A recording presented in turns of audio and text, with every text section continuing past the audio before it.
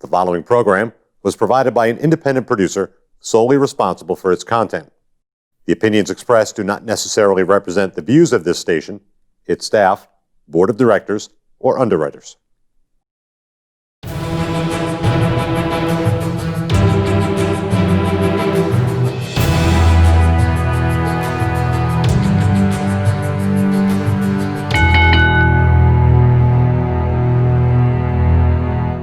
Hi, my name is Leo Connors, and welcome to The Ring and All Other Sports. Tonight, I got a very special guest. I got pro wrestler, the six-tool product, Anthony Catena. Anthony, thank you for coming on the show. Thank you, sir.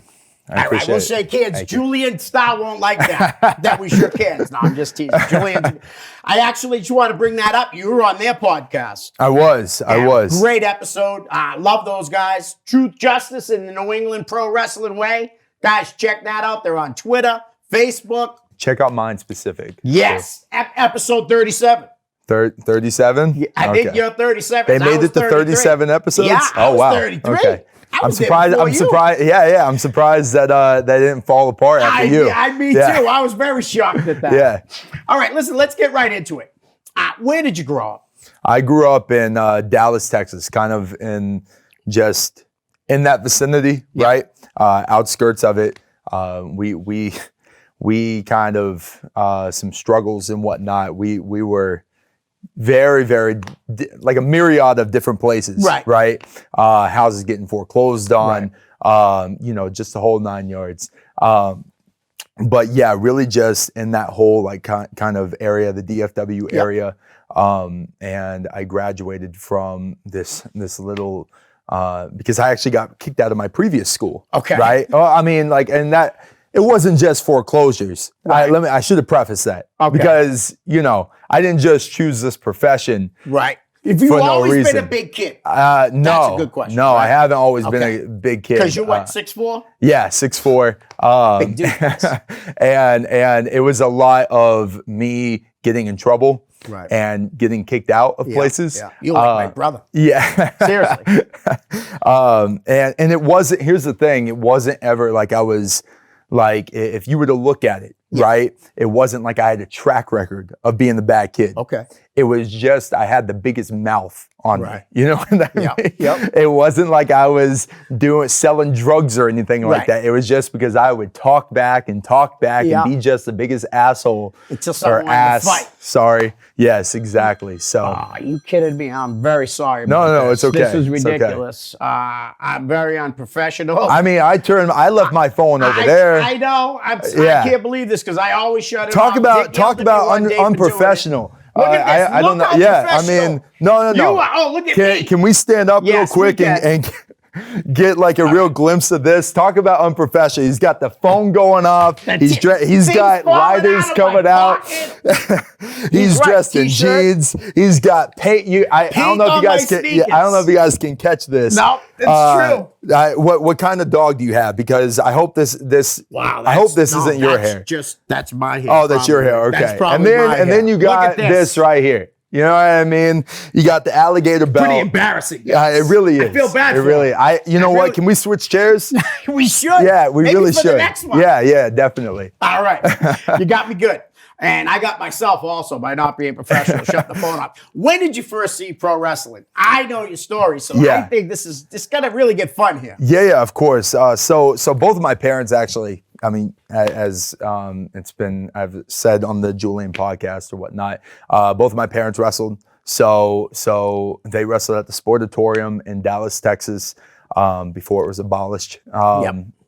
And they were trained by Skander Akbar. I don't know if you know I've been a wrestling fan since 1972. So heavy fan. Yeah. At I believe it was Doug's Gym. I believe that was the training facility. That's actually how they, as hickish as it sounds, that's actually how my parents met. At the wrestling school. Nice. Yeah. All right. And so there wasn't ever like that moment that like I watched it. Yeah.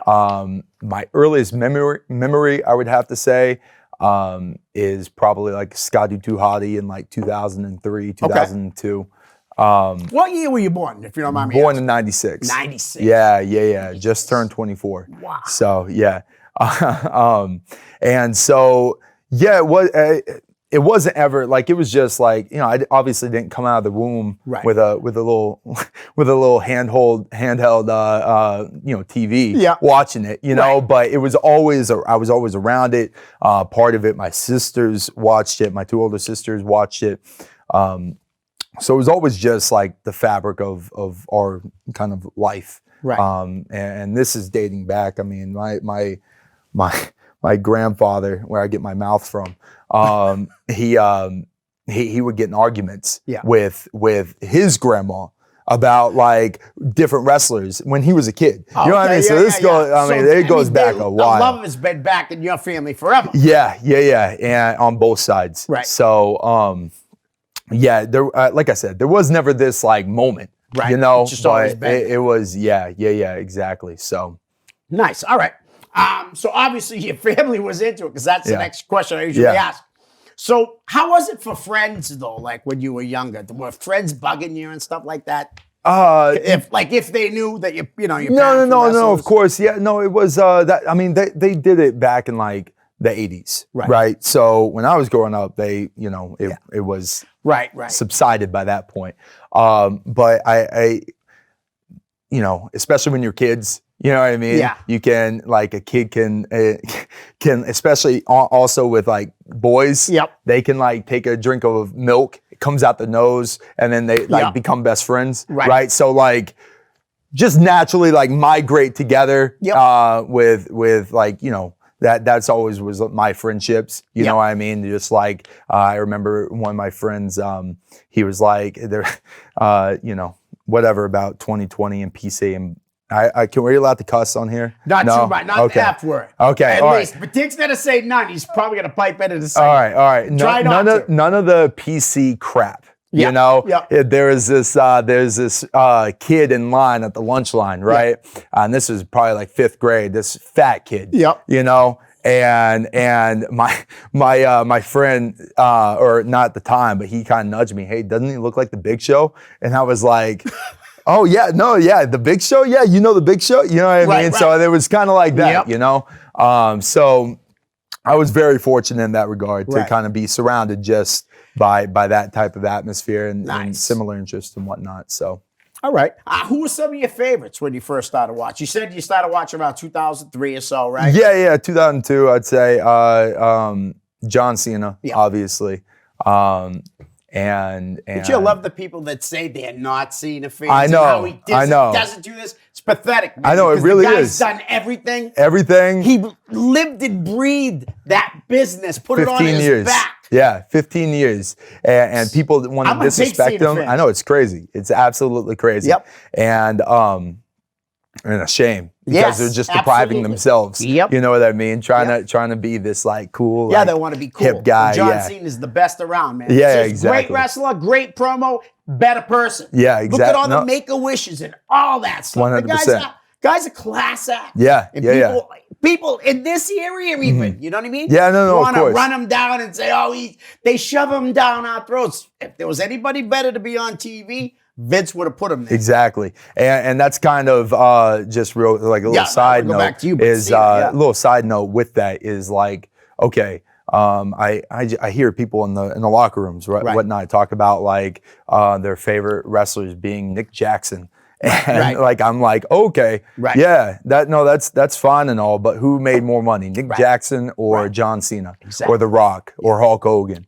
You know what I mean? So if you're gonna emulate yourself after someone, and try to be for me, I model myself and I try to emulate myself after successful people. That's why I do the Tom Brady diet, right? I don't eat the avocado ice cream. God, no. No, you don't do that? Yeah, no, I don't do that. I follow the Tom Brady diet. I follow Michael Jordan right here. You know what I mean? Winners. Follow the winners and follow the successful people. Winners, right? Successful people because they worked hard enough to be successful. 100%. Yeah. And it's that mentality that you have to get into it. Absolutely. So there's really no one better that you could model yourself after if you're trying to get into this business than John Cena. I agree. So and then second, who you gonna, if you can't follow John Cena, who you gonna follow? The guy who follows John Cena. So I'm the second best to follow. There you go. but so with that, my other, so John Cena, number one, right? And then number two, and it's a little bit more unorthodox, but it's JBL. Okay. Big fan of JBL. Big dude. Yeah, Texan too. That wasn't the reason, but it's a good tie-in. Yeah. Throws a hell of a clothesline. I know. He can work. Yeah. He's not just a clothesline guy. Talk. He worked his way all the way up. I know. Of course. Yeah. Nice. So just the guys that weren't just out there trying to wrestle. Right. You know what I mean? Because that can get very monotonous. Right. If all of them were out there doing the same crap, then I certainly wouldn't be in the position I'm in, because I would have found something else. Right. You know, I would have continued to pursue football, basketball, taekwondo, whatever. Right. You played all sports growing up? Yeah, the only one that really eluded me was baseball. Okay. But it was just, so when I was like 4, I did T-ball. And I have ADHD and whatnot. So I thought it was a joke. I thought that my mom was like joking with me, because it sounds like something off of a TV show. Okay. But like there's a picture of it, right? Of me at out in the outfield when the ball is hit. I'm just literally looking at my glove and playing with it. You know what I mean? And like I said, I wouldn't believe it if there wasn't a picture of it, you know? So, baseball was definitely not my speed. Right. Let's just put it that way. It's the hardest sport to master anyways. We'll talk about it. I'll tell you why. I know. We'll talk. You a baseball guy? Avid fan? Okay. Yeah. So I mean, kind of all the people right around that era. Right. You know what I mean? Obviously, you can tell, alligator belt, whatnot. I'm a big fan of Ric Flair. Right. And then, so, I mean, I pay all of my, the person that got me into wrestling, honestly, wanted me to pursue wrestling, should I say, not get me into it, because, it was part of our family and whatnot. But it was Gorgeous George. Really? Yeah. Nice. And I remember just because it started with Ric Flair. Yep. And then I looked at Buddy Rogers. Right. And then I looked at, from there, it was like the 7 degrees, you know what I mean, of separation, whatnot. And then from Buddy Rogers, I looked right around that time period, and there was Muhammad Ali. And then Muhammad Ali attributes Gorgeous George. So I was like, oh, okay, I'm gonna get to the foundation of this. Right. And I'm gonna go back to the roots of it. And figure out how to build it from there. Right. You know what I mean? And so I remember that I used to, and this was right before I actually started wrestling. You couldn't start until you were 17 at the first school I trained at. Okay. And so I remember I was 16, and I was I went on, on how on the iPhone or whatever, you can go to white pages. And look up people's phone numbers and whatnot. Do everything with these phones. Yeah, exactly. So I was 16, and I knew that I wanted to do wrestling. I had already been to that facility, and I knew that's what I wanted to do come April. And so I typed in to my phone, Portland, Oregon, on the white pages. Right. And there's you could filter in 50-year-olds, 65. So I put in 65 plus. Right. And I don't even know how many people I must have called. Just to throw out a number, I'd say about 30, maybe 35 over that time period that I actually got in touch with. Right. And I would call them because that's where Gorgeous George was. He was in the Salem, Oregon area. And Which is heavily wrestling territory. Yeah, it was. Yeah, it really was.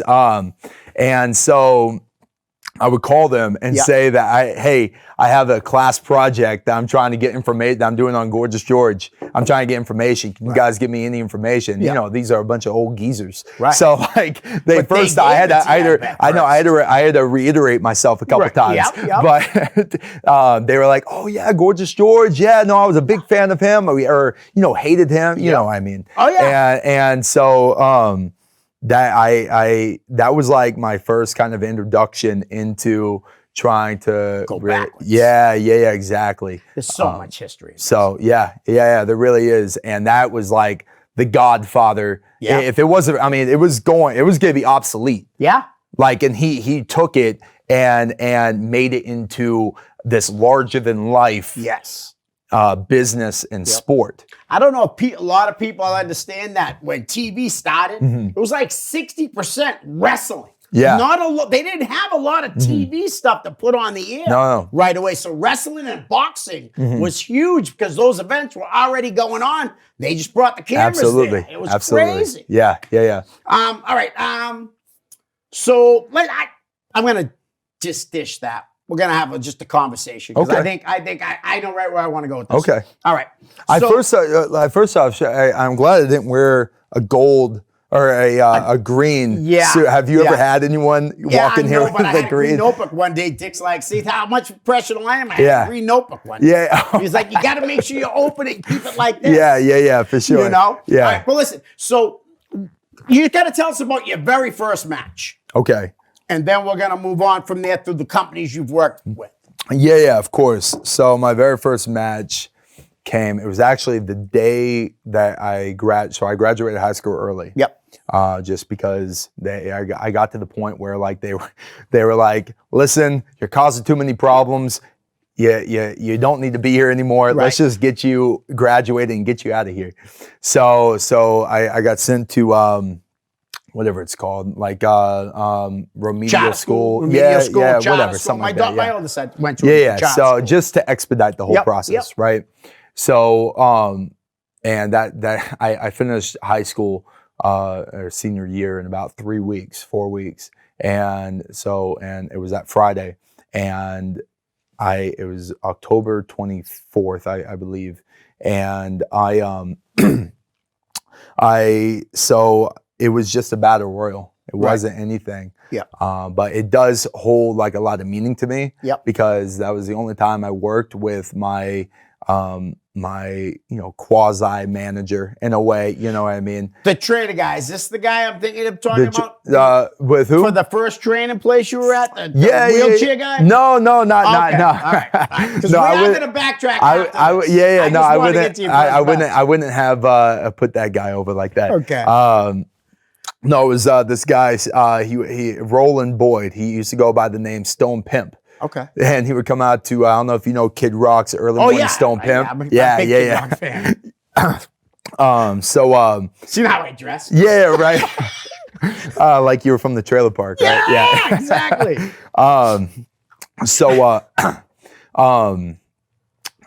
He would come out in like an afro. He was this white guy, right? You know what I mean? Come out with like this fake afro, this white suit. You know what I mean? Just acting like a Stone Pimp, whatever. And that was my first like match, or you know, I don't really want to call it a match because it was a battle royal, right?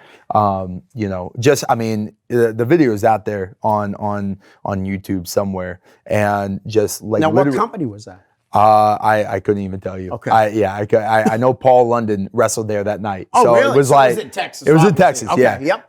But I believe it was like right around like Dallas area. Yep.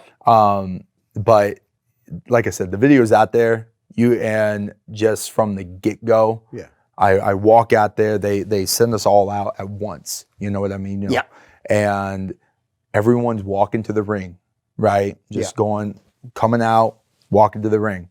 And I was like, okay, this is supposed to be entertainment, right?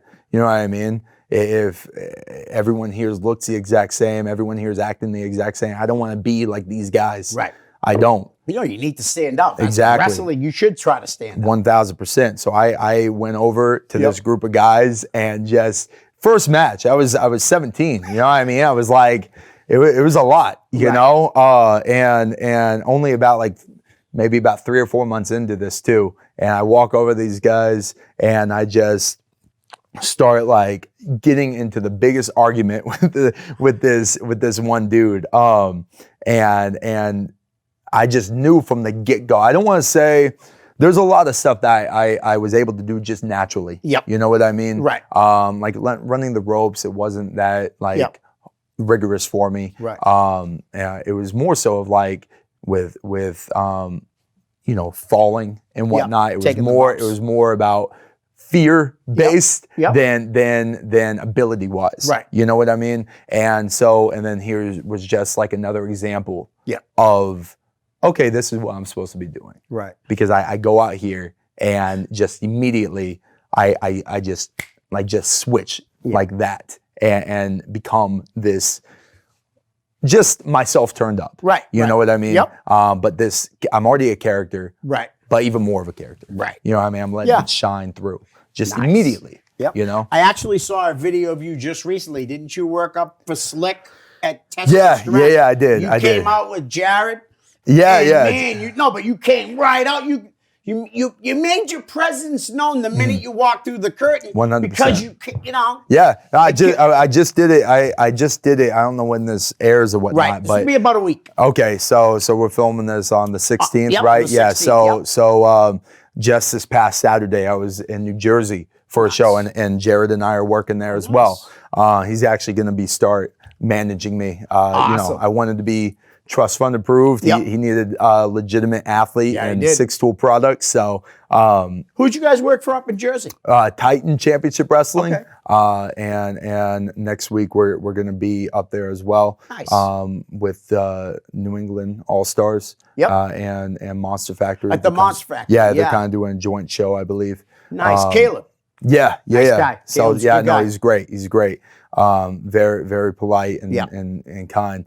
But yeah, no, I mean, even then, like this past Saturday, again, I just went out. Him and I were just going out there for a battle royal, right? And I kid you not. I mean, you can ask. There's people in the back, Right. that were like, all I went out there was for a battle royal. Yeah. And when I got got eliminated. Yep. It was like the biggest pop of the night, Right. from the guy Yeah. who eliminated me, Right. because You they were just making hated it me so. all that. There was the guys, fans. exactly, yeah. It was like, and they were chanting like that. What's the song? Na na na. Oh, yeah, na. yeah. Like Hey. they didn't do that for anyone else in the match. Right. And this isn't to really put myself over. It's but more you so put I just yourself out there. I get it. Right. You know what I mean? I feel like that's what's really lacking. Right. Because it's to no one's fault. None of these wrestlers' fault. It's just not getting taught. Right. What's getting taught is flips and dives. Right. When I one of my favorite things that I've been told is that wrestlers buy houses, talkers buy mansions. You know, so let that be. If there's any aspiring wrestlers on here, Yeah. let that be a lesson for you. Wrestlers Yeah, buy houses, talkers buy mansions. So Yeah, and they don't have managers no more to cover that. no, You know they what I don't. mean? Yeah. All right, we're gonna go back because you talked about, about like you trained here also in New England. Yeah. Um, I would say that this is like my official training okay, place. yeah, all right. And you went to the Chaotic Training Center. Like I said, I listened to the podcast. Mm-hmm. Of course. And lots of things happened. Oh boy. What happened? Yeah. What No, happened? no, well, being 17 happened, Yeah. you know, and being young, Yeah. and definitely having a chip on my shoulder.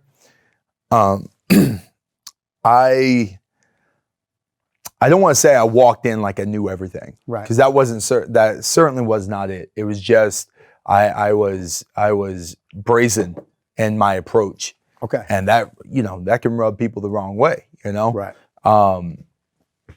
So it was, if I had gone there now Yeah. in who I am now, Right. there wouldn't be any problems. Nice. There would be problems, but it wouldn't be between Those me. problems, right?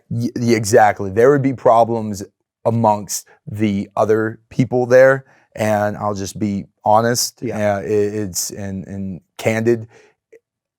Wrestlers are usually the people that get into this sport are outcast, Yeah. you know? Yeah. And so when they see me looking the way I do walking in, it brings up all those feelings again of the people that, targeted them in high school or middle school or whatnot. Yeah. And then on top of that, just being, just naturally kind of having this, it's not anything I try to put on. It's just like people say like, oh, I walk a cool way. I don't walk any time. I'm trying to walk any, I'm just walking. Right. This is just how I walk, but it's just natural. Yeah, you're not doing the Vince McMahon. Exactly. Exactly. So just being natural in that regard of just this larger than life natural guy. And I know that sounds like a douche, but whatever. No, but it's real. Exactly. It's real. Can I just give you the example like please. this, okay? This is the truth. I was standing in a room one time, my girl was there, and my buddy was there. Mm-hmm. And this dude walked in, and I said, Maria, take a look, man. There's a handsome guy right there. No big deal. She can leave with him if she wants. I'm still going to be here. Yeah. But my buddy's like, how can you say that? Are you blind? Yeah. Are you that insecure of yourself that you can't say, hey, man, look at that dude over there. Yeah. You know what I mean? Yeah, of course. Big dude. I just swore myself. He's a big dude, good looking guy. You tell your girl to take a peek. You know what I mean? Yeah, of course. But it kills me like that. But I understand what you're saying because the wrestlers, they feel that way, intimidated. No, of course. And you're a big dude. And most of them in the wrestling gym, honestly, truthfully, might be 3 guys your size, if that. Yeah. A lot of guys are little, so they probably get a little insecure, Napoleon concept. Kind of. Like I said, it's just bringing up those feelings from their past. Yeah, and that's certainly not my ambition. Not anything that I try and do.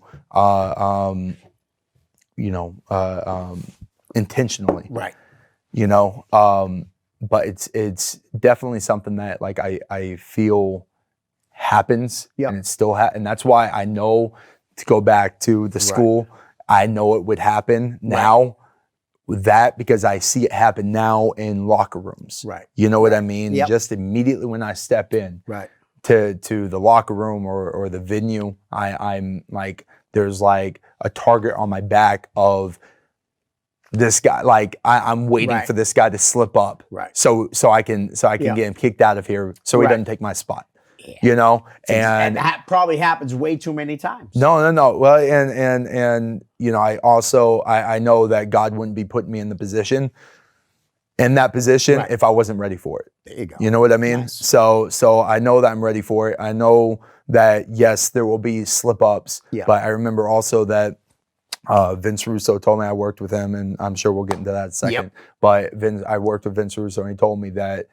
Because in Colorado I was having a lot of trouble too. Right. It just was like carried over effect. Yeah. But he just told me, listen, no matter how many bridges you burn, no matter how many people you piss off, talent will always rise to the top. So you just got to keep on putting it in. It might be a lot more difficult. Right. I might be taking a step to the right. Right. In a business where most people are taking steps to the left. Yeah. But it's those people who step to the right, Shawn Michaels. Yep. You know what I mean? That really become something and aren't just the same thing. Yeah, those 12 to 15 guys walking out in my first match, walking straight to the ring. Shawn Michaels, The Rock, these people have gone and yelled at that guy because they knew they had to stand out. Right. You know what I mean? So, and that's just always been my approach to things. That's smart too. And I mean, you're 7 years into the business and you just scratching the surface. Yeah. No, absolutely. And it's smart to know all these things. Some of those guys, the name from that school will come up in the name. Yeah. All right. Okay. Yeah. But definitely got to move on. Now, from course. around here, did you go? Is that where you went to Colorado, where you met Vince Russo, or did you go to Rocky Mountain Pro? Where did you go from after you left here?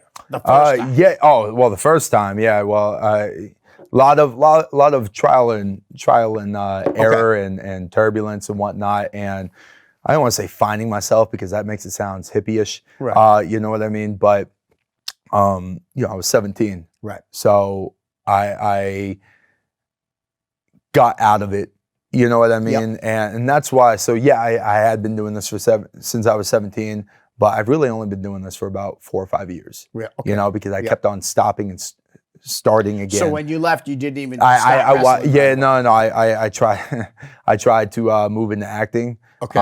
And because that's always always, this was always my thing, is Yep. like, I knew that I didn't want to do, I knew I wasn't going to be like a chemist. Yeah. You get what I'm saying? Right. It was always going to be to the highest degree Right. of something in this regard, whether Entertainer. entertainment Yeah. or just something out there on Right. TV. That was always my ambition and my focus. And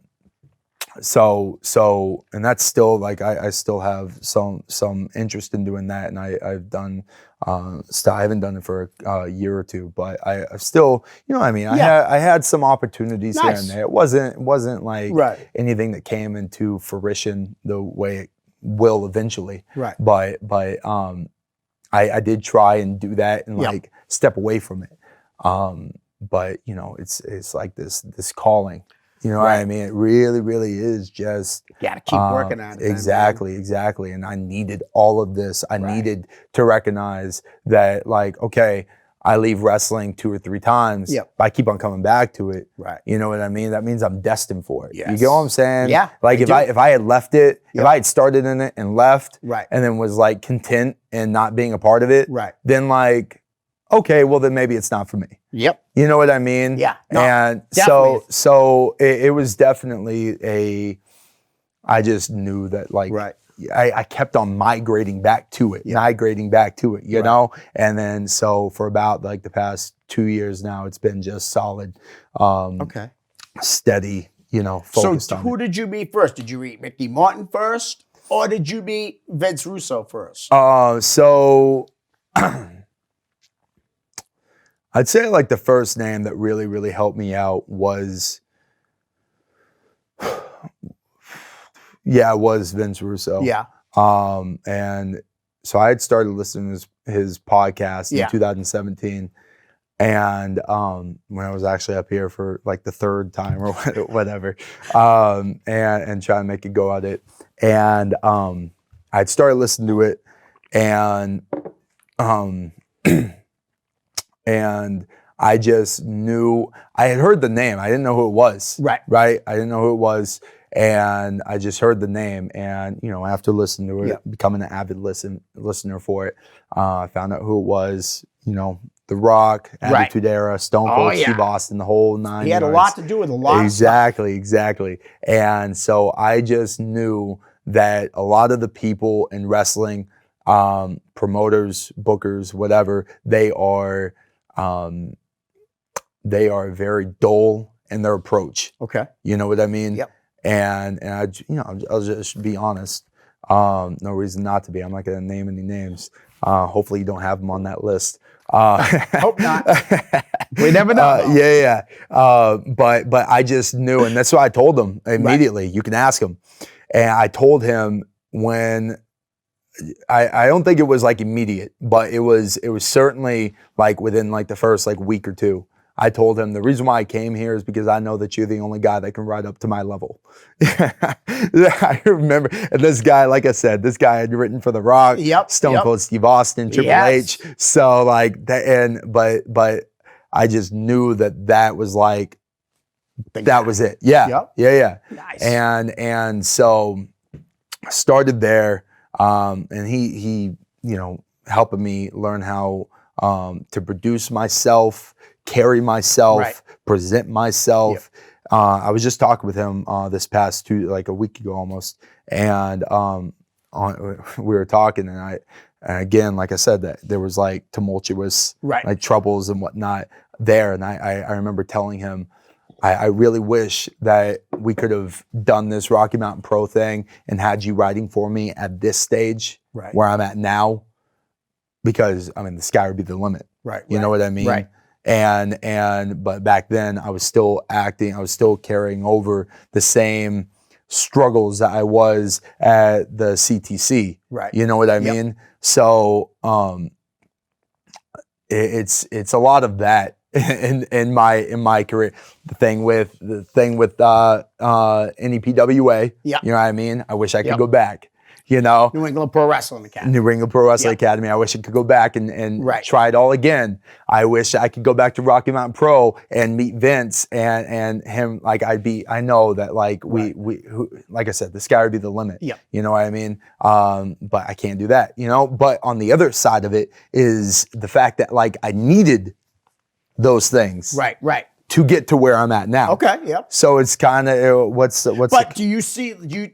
So you're saying though you think it was a little wrong some things or No. Yeah. It was there. I just didn't carry myself right. I was still had this mouth on me. Yep. You know what I mean? Yeah. And you called it disrespect. I think you said on the podcast. Did you? Yeah. I would classify it as disrespect. Yeah, just because it was, and Vince didn't do me any justice, because he would feed into it. You know what I mean? Yeah. He would because he would get the biggest kick out of it. You know what I mean? Because finally here comes this other guy that I used to write for with this other personality that I used to write for that I haven't seen in a while. You know, and we kind of like were like it was like a episode of Saturday Night Live. every class that he was there and I was there. Yeah. Because we were just figuring out ways on how to piss off Matt Yaden. Right. You know what I mean? Because I would say something and then he would kind of like keep on edging me to keep on acting that way. You know what I mean? So like, if we could have had that on tape and put that on TV, that would be a lot better. Yeah, because that would be priceless. Now, am I wrong or did you meet Ricky Morton? I did, yeah. Because reason why I keep hopping on Ricky Morton, him and Robert, man, I'm gonna finally get to meet them this coming July. Oh, man. really? And like it's been like I was supposed to meet him before when they came up to do the Spence's Pro Wrestling Marathon. Have you heard about that? No, I haven't. That's another story for another time. Yeah. But and then he canceled the last show, and that's when they were supposed to come out.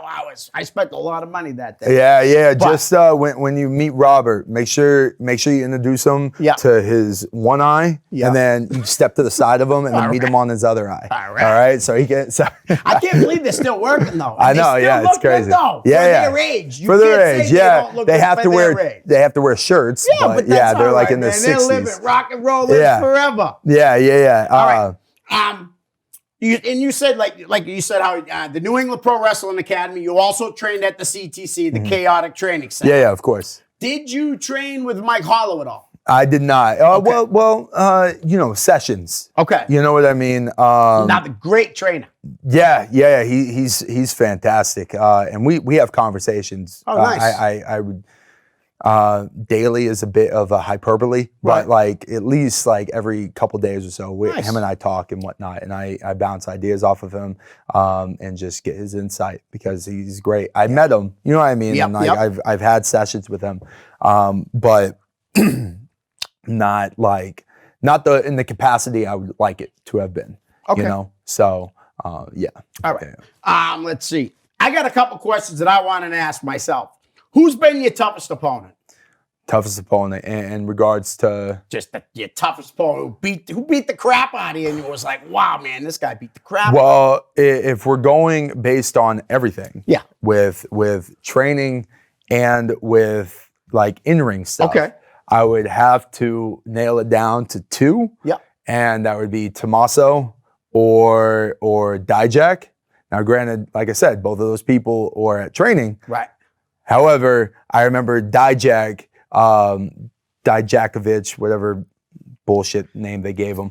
I remember that it was in the corner, right? And he came in with a back elbow. Yep. Right? And I swear, like the guy doesn't know like how big he is or something. How like strong 6'7", 275. He's about that big. I know. And I just remember that he came in and just hit me so hard that like I was like in the buckle too. I wasn't like a little bit out of it to where like I kind of bounced. I almost fell backwards. That would have been terrible. But like I was like sitting like in the buckle, right? And my back up against the buckle, so I didn't have any give. Boom, and I swear I went like towards the other turnbuckle, Yep. I had to have gone like 3/4 of the way to the other turnbuckle just from how hard he hit me. He's a big Yeah, guy, man. yeah, it was ridiculous. It was absolutely absurd. And then Tommaso gives you those killer eyes. Now, were and they freak there you before out. you got there? Yeah. No, they were there. I can yeah. see it now. Yeah, No, yeah. I'm serious. I can see them being a little intimidated by the new guy that's a good sized dude. It's not like me walking through the door. No, you know what I'm saying? Yeah, Seriously. no, Or for sure. Some of the other smaller guys. Yeah, Let's yeah, say absolutely. Scotty Slade. I bet you he didn't face the stuff that you did. No. And that's no yeah. knock on any of you guys. I'm just saying. It's the truth. It's what happens in Well, he society, does call himself man. Dad Bod. So, Oh, Scotty? yeah.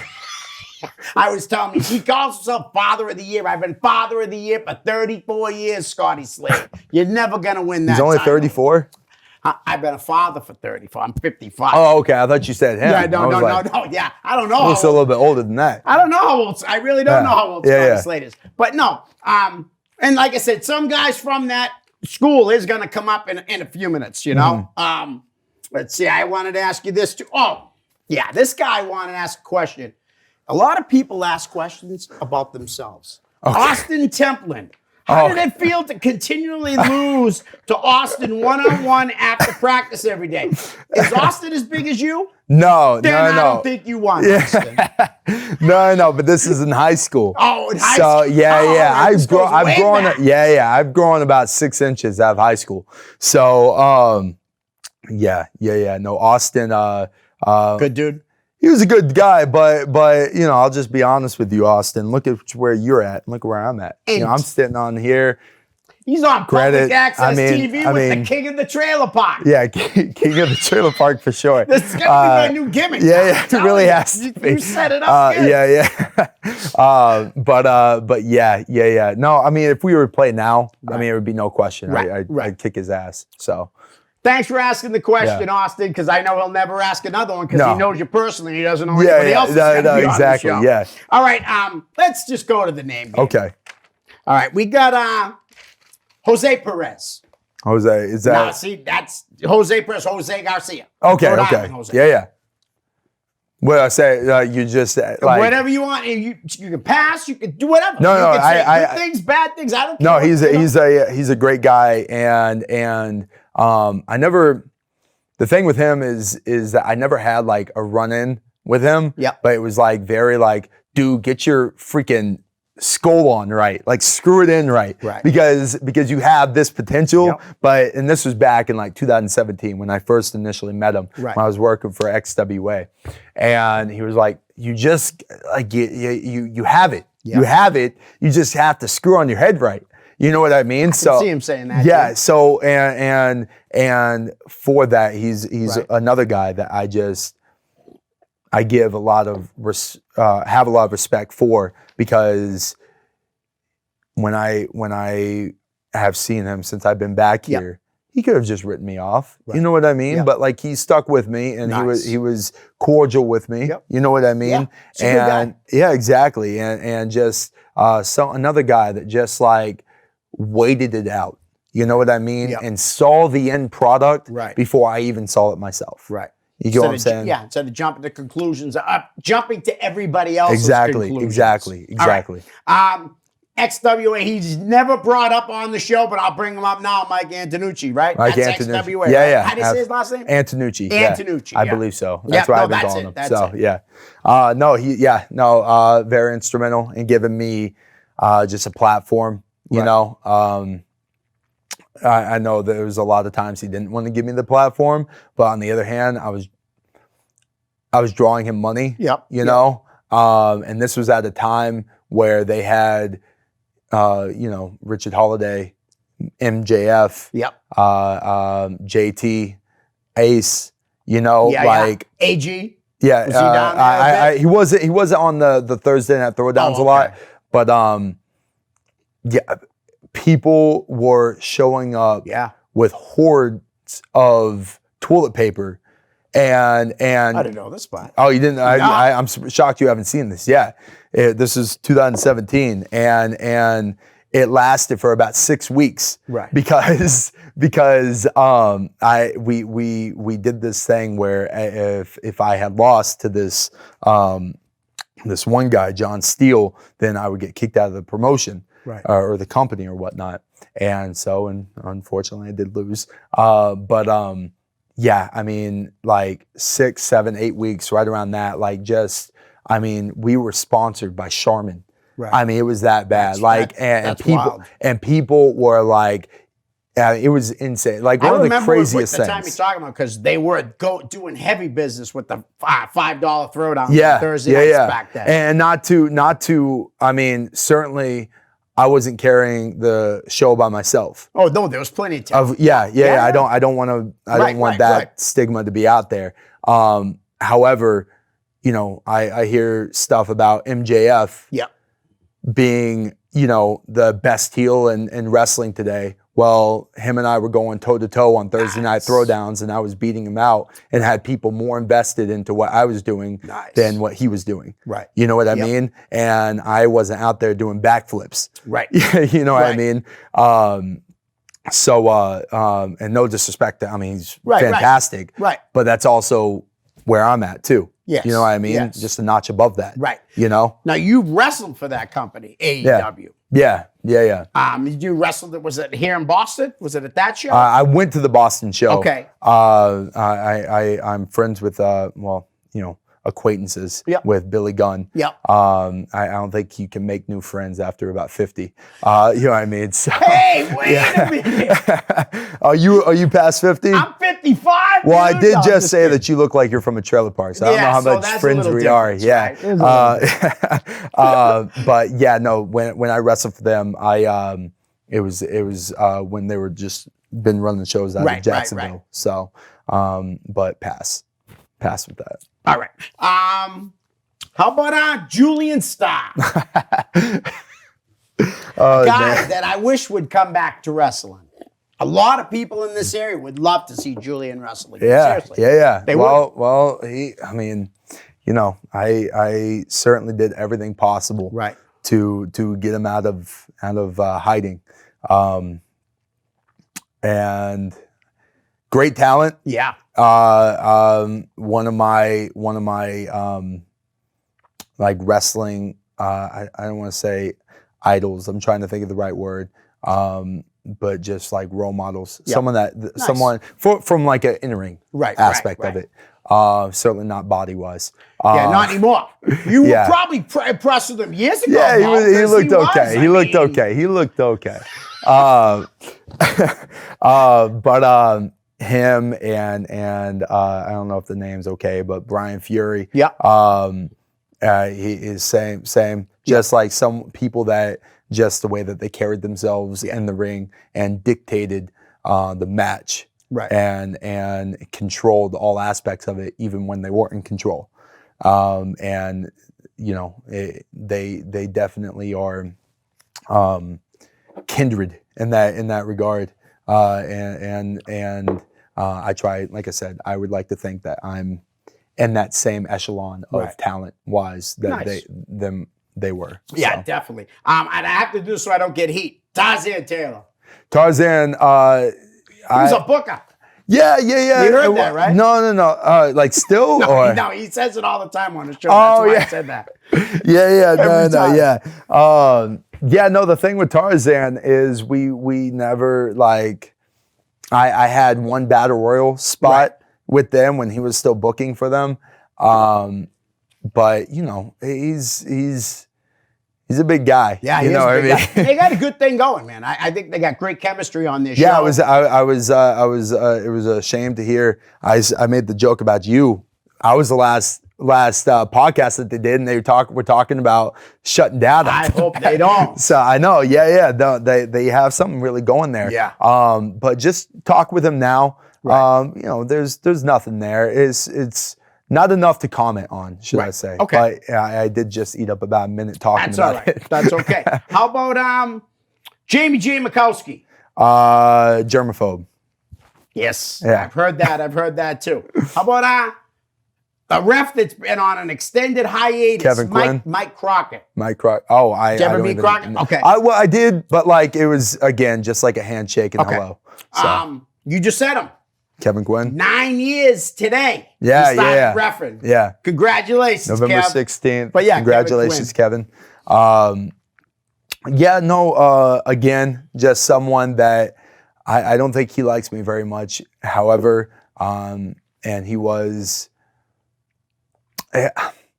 I was instrumental in all of my problems. Exactly. Okay. I was the main cause, obviously. I'm not gonna foist that onto anyone else. However, he was like a little rat when he said it to Fury. Now, with that being said, I'm very, very appreciative of it. Right. You know what I mean? Because again, common theme of this is I certainly wouldn't be where I'm at mentally wise as a man, as success, if it wasn't for him having Fury, relaying stuff that I did to Fury to get me kicked out again. Right. For the second time or whatever. You know what I mean? So, yeah. This is a controversial one for you. Okay. Amato Figueroa. Oh yeah, no, one of the greatest guys, right? Yeah. Well, I mean, like seriously, no. This is it's like just the same story with a lot of these guys. Jose, Kevin, same thing with Amato. Amato slapped me twice. Yeah, separate occasions. Okay. No, separate occasions. No, separate occasions. Wait, you only thought it happened once. Who'd you? Oh, did I say it in the Julian podcast? Okay, yeah. I believe it was 2 times. I mean, multiple people have slapped me. What surprised me the most was I've never seen. I've known Amato for like 12 years, but then again, I'm not in the wrestling gym with him and stuff like that. Of course. I've only known him to be a guy that just smiles all the time. Yeah. All the time. No, he's it's the same thing. You know what I mean? Like I needed it. Okay. You get what I'm saying? And that's like I work very well when I get positive reinforcement. But on the opposite end of that, that's not always what I need. Right. You get what I'm saying? I need that because if I really want it, a slap or getting kicked out of a school or getting just beat up at XCW in Denton, like just all of these things. If I really want this, then like I'm not going to let those things put a halt and dictate what I do in wrestling. Right. I'm going to take it. I'm going to absorb the hit. You get what I'm saying? And I'm just going to keep on going. And you're going to learn from it. Exactly. I'm not going to be a victim of it. I'm going to learn from it. Excellent. And he's just another example of that. From slapping me like I needed it. I didn't want it. Right. These guys. Is there anything you want to say to anybody out there about anything? So your call. Yeah, well, as long as I'm in wrestling and in this sport, stay in school. Let's just leave it at that. Yeah. Nice. All right. Let's get a couple more names in here. Brickhouse Baker. Did you meet Brickhouse? I know the name. Okay. But I have I'm no going to stick interest in to talking guys, to guys that I think I Well, Brickhouse Baker. Yeah, I have no interest. Brian Malonis. Good guy. Big guy. Big guy. Yeah, big guy. Not again. It's very, very like subtle. Nothing really. How about Slick Wagner Brown? He's got the best laugh in the business for sure. Yeah. Have you heard him laugh? Oh, I've known Slick for 18 years. I'd be like, I pop every time I hear his laugh. New father. Kid's almost 2 years old. He really, the very last and final time I got kicked out of Fury's, he accepted me in to his facility with Tessa Strength. And this shows. I mean, I was wrestling. This was 21, 22, maybe somewhere at 22, maybe. And this goes to show, like, again, take that punch, absorb it. Okay, this hurts. I'm gonna keep on going. I kicked out of Fury's for the last time. And I was living in Manchester with my then girlfriend. And his school's in Connecticut. And I was driving out there every session, like two and a half hours. You know what I mean? Wanted it. I wanted it. And my dad used to walk. He was 34, I want to say, 34, 35. He used to walk from Red Oak to Dallas, Texas, and hitchhike.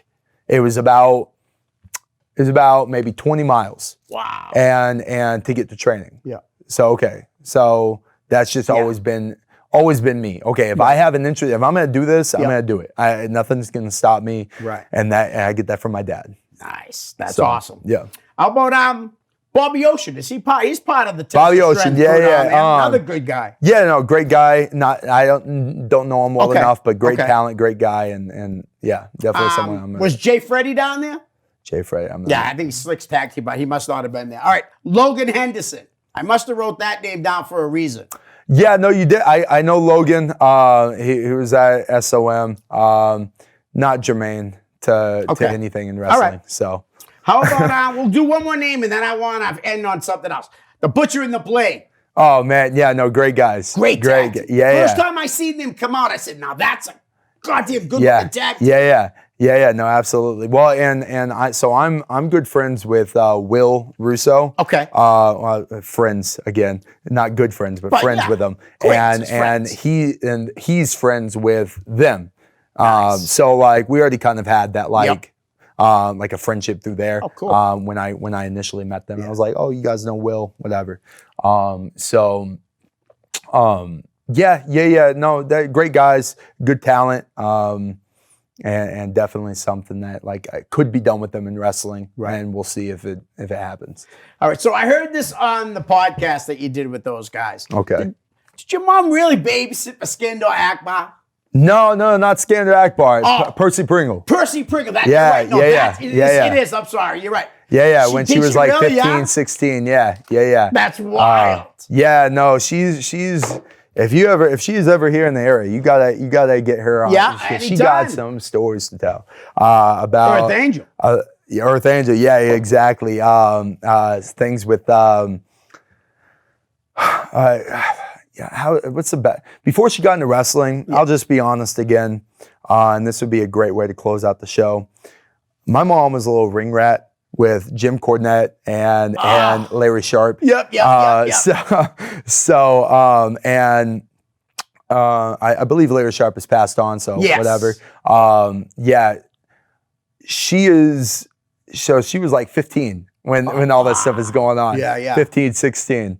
And she is firmly convinced, and she's got to tell the story, but she's firmly convinced that Larry Sharp called her, and my uncle picked up the phone. Yeah. And she was like, you know what I mean? Like this is a 15-year-old girl. Yeah. And he left Texas to go to New Jersey right after that. Yeah. Because he was in Texas with Bam Bam Bigelow. Yeah. Anthony, thanks for coming on the show. I really really appreciate it. Guys, we're out. Peace. Wait, hold on. Can we get one more? Nick? Right here? No, you gotta stand up and check this out. Ridiculous. Yeah. Right here. See? Right here. No one's ever outshined me in clothes before on this show. It's like the trailer pocket segment. Yeah, exactly.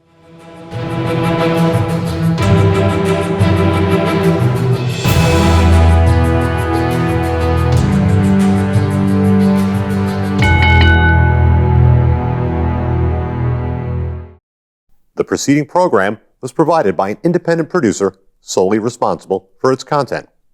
The opinions expressed do not necessarily represent the views of this station, its staff, board of directors, or underwriters.